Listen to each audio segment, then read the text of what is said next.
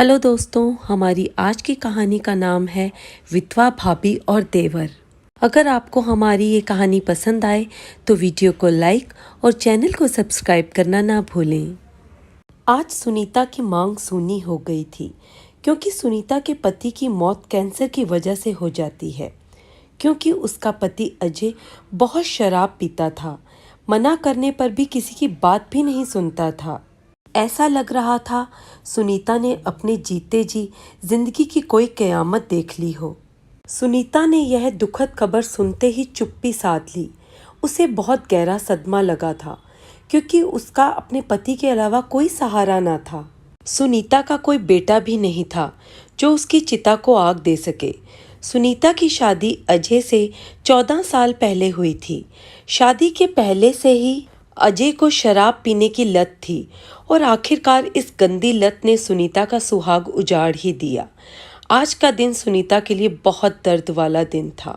सुनीता के 2 छोटी बेटियां भी थी। उनका भविष्य का क्या होगा?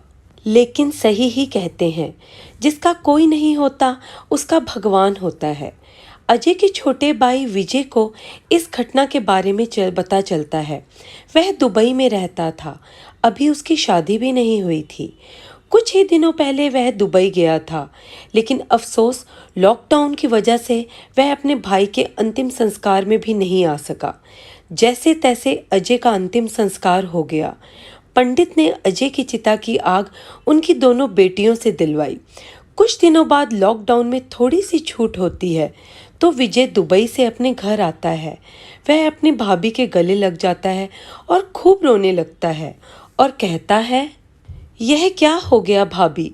सुनीता कुछ जवाब नहीं देती है क्योंकि इस हालत में उसके लिए जवाब देना संभव नहीं था। उसकी जिंदगी में मानो कयामत आ गई थी क्योंकि अजय की मौत के बाद सुनीता और उसकी दोनों बेटियों का भविष्य अंधकार में चला गया था। और यही सोच सोच कर सुनीता बार बार रोए ही जा रही थी क्योंकि एक औरत के लिए उसके पति से बढ़कर कोई चीज़ नहीं होती है। विजय सुनीता से कहता है, देखिए भाभी, आप चिंता मत कीजिए, मैं हूं ना। आप खुद को कभी अकेला मत समझना। आपकी बेटी मेरी अपनी बेटी जैसी है। मैं आपसे वादा करता हूं भाभी, मैं आपको किसी चीज़ की कमी नहीं महसूस होने दूंगा।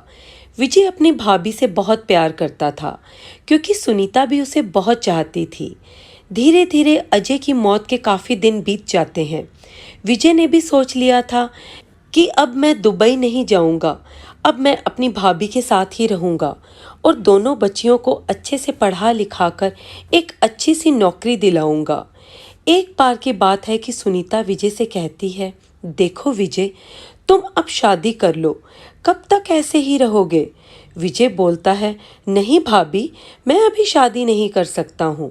अगर मैंने शादी कर ली तो फिर आप लोगों की देखरेख कौन करेगा?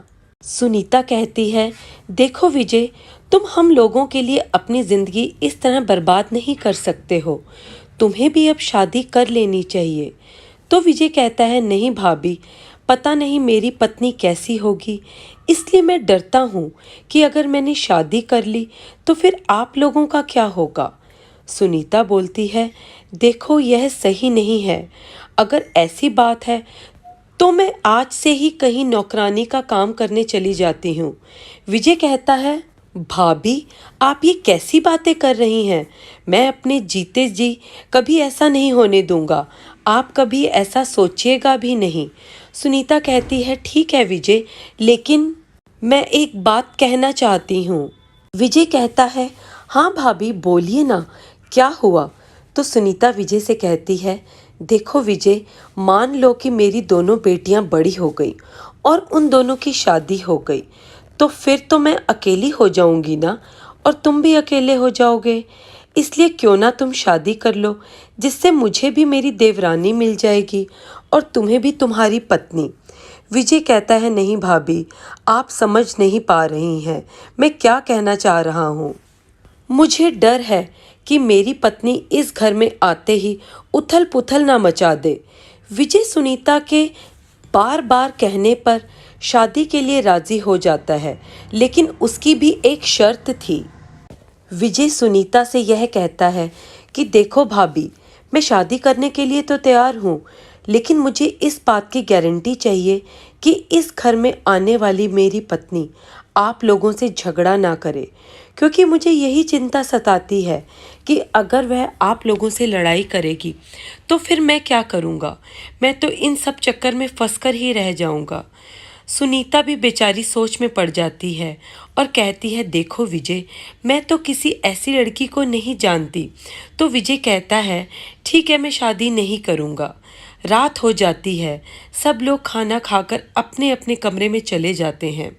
विजय तो चैन की नींद सोता है, लेकिन भाभी सुनीता सोच में पड़ी रहती है कि आखिरकार विजय के लिए लड़की कहाँ से लाऊं।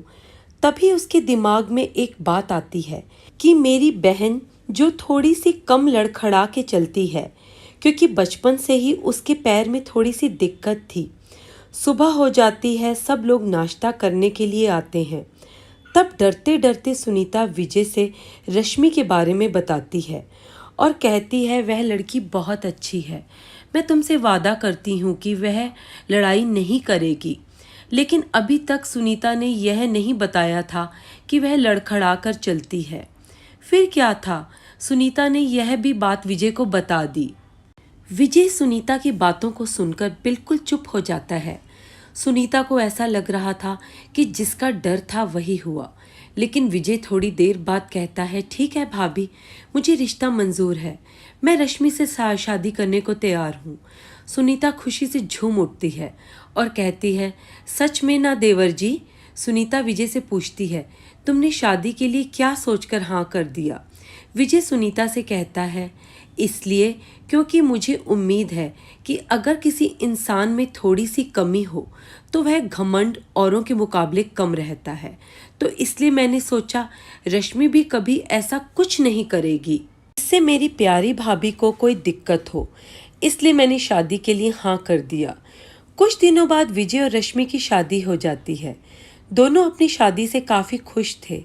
विजय को भी इस बात से कोई दिक्कत नहीं थी कि उसकी पत्नी लड़खड़ा कर चलती है, और विजय ने भी जैसा सोचा था उसकी पत्नी वैसी ही थी। रश्मि बहुत ही खूबसूरत थी, लेकिन उसमें घमंड नाम की कोई चीज़ नहीं थी। आखिरकार सुनीता को अपनी देवरानी मिल जाती है। विजय सुबह सुबह अपनी भाभी के पास आ जाता है और अपनी भाभी के कदमों में गिर जाता है और कहता है, भाभी मुझे आशीर्वाद दीजिए, आप आज से मेरी भाभी और माँ दोनों हैं। सुनीता कहती है, भगवान करे तुम खूब तरक्की करो। विजय कहता है, हाँ भाभी, क्यों नहीं, आप लोगों की दुआ रही तो मैं बहुत आगे जाऊंगा। विजय और रश्मि अपनी शादी से बहुत खुश थे। विजय सोच रहा था, मेरी शादी देर से ही सही लेकिन बहुत अच्छी लड़की से हुई है, क्योंकि रश्मि भी विजय को बहुत चाहती थी। और सबसे अच्छी बात यह थी कि विजय जो कमाता था उसी में से अपनी माँ समान भाभी और अपनी पत्नी को बराबर का हक देता था, और इस बात से रश्मि को जरा सी भी तकलीफ नहीं होती थी। यही कारण था कि सुनीता भी रश्मि को बहुत चाहती थी। वह रश्मि को बहन की तरह मानती थी। धीरे धीरे कई साल बीत जाते हैं। विजय के 2 बच्चे थे, एक बेटी और एक प्यारा सा बेटा, जो कुछ ही महीने पहले इस दुनिया में आया था। लेकिन सुनीता की बेटी दोनों बड़ी हो जाती हैं। अब विजय ने सोच लिया था कि इन दोनों बच्चियों की शादी करनी है। इसलिए विजय ने अपनी भाभी से कहा कि भाभी, आप दोनों के लिए अच्छा सा रिश्ता ढूंढिए, क्योंकि ज़्यादा देर करने से कोई फ़ायदा नहीं है। दोनों बच्चियां अपने ससुराल चली जाएंगी तो आप भी चिंता से मुक्त हो जाएंगी। कुछ ही दिनों बाद सुनीता की दोनों बेटियों का रिश्ता तय हो जाता है और दोनों की शादी खूब धूमधाम से हो जाती है। दोनों बच्चियों का कन्यादान भी विजय ही करता है। सच में ही विजय ने अपने सगे बाप की तरह सादा हक अदा किया और अपनी भाभी को कभी अकेला नहीं छोड़ा। वह अपनी भाभी को इस तरह से रखता था जैसे वह उसकी सगी माँ हो। यहाँ तक कि विजय ने अपनी शादी में भी देर कर दी ताकि उसकी भाभी और दोनों बच्चियों का भविष्य खराब ना हो। क्या विजय ने यह सही किया या गलत, कमेंट करके ज़रूर बताएं। लेकिन देर से ही सही, विजय की पत्नी बहुत अच्छी थी। इसीलिए तो कहते हैं एक माँ अपने बेटे के लिए कभी गलत चीज नहीं चुन सकती। आखिर सुनीता भी तो विजय की माँ की तरह ही थी।